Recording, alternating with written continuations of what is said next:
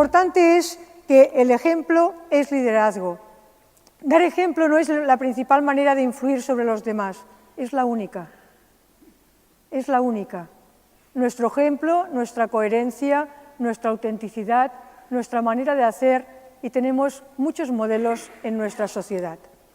Pero cuando hablamos de liderazgo, casi siempre lo hemos puesto pues, como en un campo empresarial, ¿no? O lo hemos puesto como en un campo de dirección del colegio, lo hemos puesto, no, liderarnos a nosotros mismos.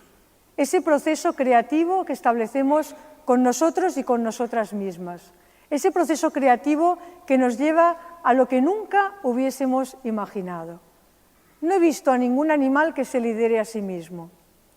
No he visto ningún animal que tenga la creatividad de marcarse una serie de objetivos y de querer llegar a ellos.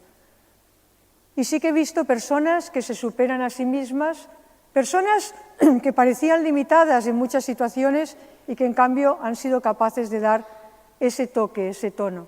Y claro, podemos hablar de un Nelson Mandela, podemos hablar de la Madre Teresa de Calcuta, de Santa Teresa de Calcuta, podemos hablar, pero los Nelson Mandela y las Teresa de Calcuta están aquí delante. Sois vosotros y vosotras, los Nelson Mandela y las Teresas de Calcuta. ¿Por qué lo vamos a poner en otra situación? Pongámoslo en lo que cada uno de nosotros se plantea en este curso.